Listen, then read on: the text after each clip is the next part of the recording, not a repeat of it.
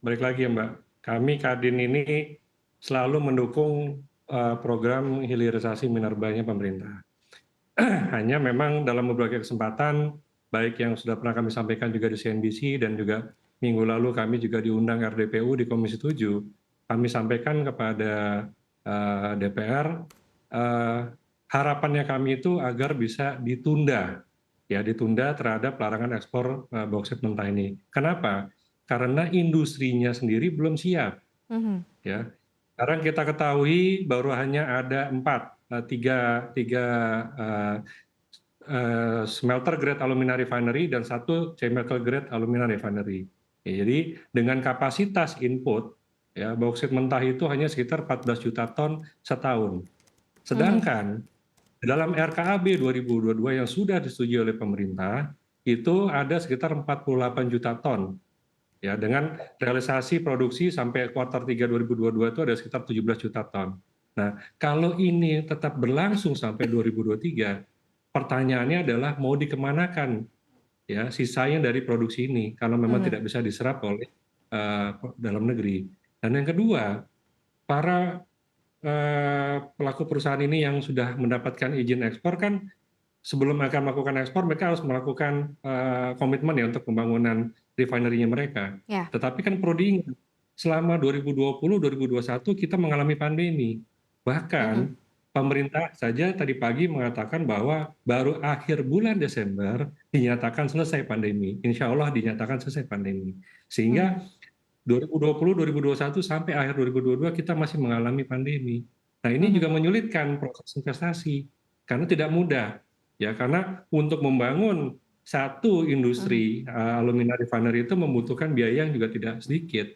Karena untuk input untuk output 2 juta ton alumina itu membutuhkan investasi 1.2 billion US dollar. Oke. Jadi ini perlu kita cermati bersama. Nah, itu Mhm. yang kami sampaikan lalu juga di RPU di Komisi 7. Mhm. Mohon dipertimbangkan dapat ditunda Oke. sehingga sampai industrinya juga siap. Baik, Gitu. Mas Karena ini Rizky, belum siap. kalau kita Hmm. mundur nih, kita mundurkan ini kan sebenarnya adalah mandat undang-undang yang sudah diketok di 2020 ya. Sebenarnya sosialisasi yang dilakukan kemudian juga gambaran mungkin mentions ke teman-teman di industri seperti apa? Karena dari mandat tersebut dikatakan adalah 3 tahun setelah undang-undangnya diundangkan ya. Itu kan akan jatuhnya di 2023 mendatang pastinya Mas Rizky. Betul, di dalam Undang-Undang Nomor 3 Tahun 2020 itu pasal 170A memang mengamanatkan ya untuk 3 tahun sejak diundang-undangkan ini dilarang dilakukan ekspor mineral logam tertentu. Jadi Mhm. sebenarnya masih ada celah nih kalau untuk misalnya dilakukan penundaan karena mineral logam tertentu tidak semua mineral logam tidak diperbolehkan tapi mineral logam tertentu. Jadi harapan kami pemerintah mungkin bisa melakukan penundaan karena belum siap. Ya. Pertanyaannya tuh sekarang bagaimana kalau misalnya ini dilarang ekspor, nah terus nanti sisanya mau diapakan? Terus yang kedua, bagaimana dengan lapangan kerja nantinya yang terdampak? Karena ingat, Mhm. Mhm. 75% cadangan itu dari Kalimantan Barat. Nah, Baik. ekonomi Kalimantan Barat itu bagaimana? Ini kan yang Mhm. perlu Mhm. dipertimbangkan dengan matang oleh pemerintah. Baik, perlu direview lagi, dikaji lagi, dipertimbangkan lagi karena memang industrinya masih belum siap dan masih akan efek kemana-mana termasuk ke penyerapan tenaga kerja ya Mas Rizky ya. Mbak Esa, Anda melihatnya seperti apa? Mungkin ini adalah deretan mineral lain yang kemudian dilarang. Kita tahu kan sebelumnya ada macam-macam termasuk ada nikel dan lain-lain. Dimana mungkin Pak Jokowi melihat nih ya akan ada added value sebenarnya yang bisa ditambahkan untuk penerimaan negara kalau misalnya ada penyetopan mineral tambang baru. Kalau kita berangkat dari nikel saja pendapatannya sudah ketika sudah dihilirisasi melejitnya 30 miliar dolar dari sebelumnya 1,1 miliar dolar. Nah, harapan ini juga mungkin bisa diharapkan untuk bauksit. Tapi kan sementara tadi Mas Rizky bilang industrinya belum siap, banyak yang akan terdampak. Anda melihatnya seperti apa Mbak Esa? Mungkin, suara dari pengusaha juga harus didengar ya, tapi Pak Jokowi mungkin ingin melihat bahwa kalau kalau nggak siap dari sekarang mungkin kapan lagi, karena kalau mundur-mundur terus, dikhawatirkan, akan terus mundur-mundur seperti pada kita lihat dulu juga di, tembaga, kemudian di nikel juga mundur-mundur. Jadi, kan kita tahu bahwa beberapa kali kebijakan smelter itu mundur ya, kayak seperti pada dulu ekspor padahal sudah diberitakan 2014, kemudian pelaksanaan smelter direlaksasi lagi, kemudian direlaksasi lagi, bahwa kita melihat pengusaha mungkin belum siap, tapi saya rasa masih ada jeda waktu dari 6 bulan. Semoga dari 6 atau 7 bulan ke depan itu akan ada percepatan dan perbaikan yang mungkin apakah akan dilarang sepenuhnya atau kadar yang seperti apa, akan ada lagi pembicaraan antara pemerintah dan pengusaha agar tidak seperti berjalan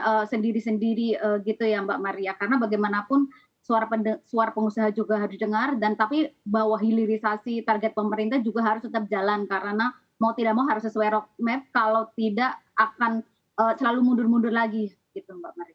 Baik, Mas Rizky mungkin sedikit menanggapi apa yang bisa dikejar kalau misalnya mengejar tenggat waktu 6 bulan atau lebih baik ya direview lagi, dimundurin sampai benar-benar siap infrastrukturnya? Saya pikir memang yang perlu kita garis bawahi ya, karena tadi seperti saya sampaikan kan kita sudah 3 tahun mengalami pandemi. Apalagi sekarang China itu baru mengendurkan zero COVID policy-nya, dia industrinya mulai bergeliat lagi. Jadi kalau tadi disampaikan Mbak Esa, saya setuju Mbak bahwa memang peningkatan nilai tambah itu sangat meningkat. Dari bauksit menjadi alumina itu sangat meningkat. Ya, bahkan dari yang cuma 46% bauksit ore, kandungannya menjadi 98% alumina tuh secara quality maupun secara pricing, secara value itu meningkatnya sangat jauh. Jadi kami menurut kami nggak akan berdebat dalam hal itu karena Kadin mendukung ya peningkatan nilai tambah itu. Hanya memang sekarang kalau kita bicara kapan siapnya, ya kita lihat nih beberapa pengusaha yang sudah melakukan komitmen pembangunan refiner mereka itu ada yang masih 65%, ada yang 70%, bahkan ada yang 55%. Karena banyak dari mereka itu yang mengandalkan partner dengan China. Karena ingat, di sini pasar terbesar di Asia itu masih China. Ya ini tentunya memang Kadin itu juga ya kemarin dalam RDPO dengan Komisi 7 juga menyampaikan masukan bahwa sebaiknya setelah alumina ini juga perlu disiapkan roadmap-nya. Karena jangan sampai nanti kita ini sudah membuat alumina masih melakukan ekspor juga, sedangkan kebutuhan dalam negerinya juga memang harus dicukupkan. Tetapi balik lagi, aluminanya yang untuk diserap menjadi aluminium masih sangat terbatas. Masih kita bergantung kepada Inalum ya sebagai penyerap alumina. Jadi saya setuju Mbak Esa kalau misalnya itu harus ditingkatkan gitu kan. Pengusaha juga memang sudah diberikan insentif tapi mungkin masih kurang. Nah ini yang perlu kita ajak bicara juga mereka gitu.